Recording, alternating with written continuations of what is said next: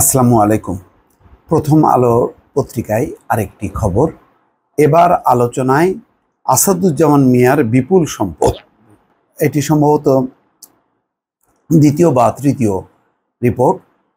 প্রথম যে রিপোর্টটি প্রকাশ হয়েছিল মানবজমিনে, সেখানে আসাদুজ্জামান মিয়ার কোনো বক্তব্য ছিল না, কিন্তু প্রথম আলো খুব সতর্কভাবে এই রিপোর্টটি আনছে এবং সেই রিপোর্টে দেখা যাচ্ছে যে তার পুরো বক্তব্য নিয়ে আসছে। তো এখানে কেন আবার দ্বিতীয় দফা এই রিপোর্টটি নিয়ে আসলো, তার একটু অন্য একটা কারণ আছে, সেই কারণটি দর্শক বলছি। সেখানে প্রথমেই এখানে যে রিপোর্টটি বলা হচ্ছে যে নিজের ও পরিবারের নামে জমি, বাড়ি, ফ্ল্যাট সহ জ্ঞাত আয় বহির্ভূত অস্বাভাবিক পরিমাণ সম্পত্তির মালিকানা নিয়ে কিছুদিন ধরে ব্যাপক আলোচনায় আছেন সাবেক আইজিপি বেনজির আহমেদ ছিলেন। এখন বিপুল সম্পদ অর্জন নিয়ে আলোচনায় এসেছেন সাবেক ডিএমপি কমিশনার আসাদুজ্জামান মিয়া। 2019 সালের 13 সেপ্টেম্বর তিনি অবসরে যান। আচ্ছা, আসাদুজ্জামান মিয়ার সম্পদ নিয়ে আলোচনার সূত্রপাত হয় ঈদুল আজহার আগের দিন রোববার ঢাকার একটি দৈনিক পত্রিকার খবরকে কেন্দ্র করে। ওই খবরে বলা হয় পুলিশের সাবেক এই ঊর্ধ্বতন কর্মকর্তার স্ত্রীর নামে ঢাকা একটি বাড়ি ও দুটি ফ্ল্যাট, ছেলের নামে একটি বাড়ি ও মেয়ের নামে একটি ফ্ল্যাট রয়েছে। এছাড়া ঢাকা, গাজীপুর, নারায়ণগঞ্জ এই 3 জেলায় তার স্ত্রী ও সন্তানদের নামে 67 শতক জমি রয়েছে। এই 3 জেলায় তার পরিবারের সদস্যদের নামে রয়েছে আরও 166 শতক জমি। যদিও আসাদুজ্জামান মিয়া 16 জুন প্রথম আলোর কাছে বলেছেন তার সব সম্পদ বৈধ আয়েই কেনা। তার ছেলে ও মেয়ের নামে যেসব সম্পত্তির কথা বলা হয়েছে সেটা অর্জনের সামর্থ্য তারা রাখেন, এগুলো তার বৈধ আয়ের সঙ্গেও সঙ্গতিপূর্ণ।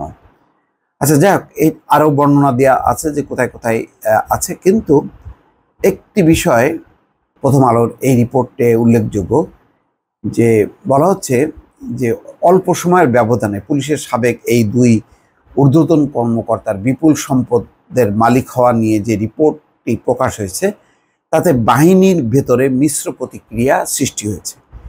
পুলিশ কর্মকর্তাদের কেউ কেউ বলছেন পরিকল্পিতভাবে এই বিষয়গুলো সামনে আনা হচ্ছে।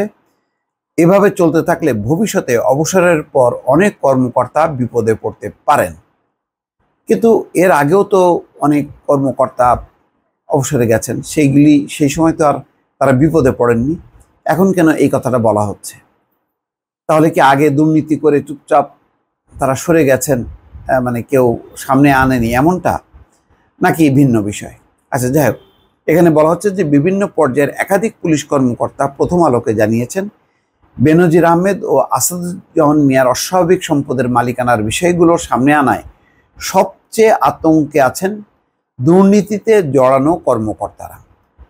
এই জন্য এই সংক্রান্ত আলোচনাকে তারা ব্যক্তির দুর্নীতির পরিবর্তে বাহিনীর ভাবমূর্তির বিষয় বলে সামনে আনার চেষ্টা করছে।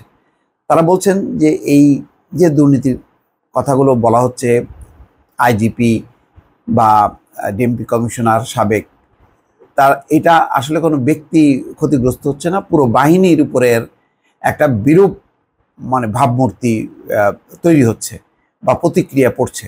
এটা মানে পুলিশের জন্য খুব ক্ষতিকর। আচ্ছা, ভবিষ্যতে যেন এমন কোনো কর্মকর্তার সম্পদ অর্জনের বিষয়গুলো সামনে না আসে, এজন্য করণীয় নিয়ে ভাবছেন কেউ কেউ। এজন্য কয়েকজন ঊর্ধ্বতন কর্মকর্তা বসে আলাপ আলোচনার চিন্তা করছেন বলেও জানান একাধিক কর্মকর্তা। হ্যাঁ, এটা অবশ্যই ঠিক, কিন্তু যদি এইভাবে আবার চাপা দেয়া যায় তাহলে তো এটা ভাবমূর্তি কখনো রক্ষা হবে না। দুদক স্বাধীন প্রতিষ্ঠান অন্য যে কোনো প্রতিষ্ঠান তদন্ত করে যদি সামনে নিয়ে আসে তাহলে তো এটা এটা বাহিনীর উপরে কেন বর্তাবে? আর বাহিনী তো কোনো দুর্নীতি করতে পারে না, ব্যক্তি বিশেষ বাহিনীকে বা সরকারকে ব্যবহার করতে পারে, বরং তাদেরকে চিহ্নিত করা, তাদেরকে বিচ্ছিন্ন করাটাই তো বাহিনীর কাজ হবে, সরকারের কাজ হবে ওই প্রতিষ্ঠানকে স্বচ্ছ দুর্নীতিমুক্ত রাখার জন্য। এখন আমি যদি দুর্নীতিগুলো চেপে রাখি তাহলে তো এটা আরও সম্প্রসারিত হবে, পুরো বাহিনী তো তাহলে ভাবমূর্তি ক্ষতিগ্রস্ত হবে। এই বিষয়টিও ভাবতে হবে। দুর্নীতির দায় কেন বাহিনী নেবে? বাহিনীর সৎ কর্মকর্তারা কেন ওই কয়েকজন দুর্নীতিবাজের দায় দায়িত্ব নিয়ে পুরো বাহিনীকে কালিমা লিপ্ত করবে? সেটাও একটা ভাববার বিষয়। দর্শক, ভালো থাকবেন। আল্লাহ হাফেজ।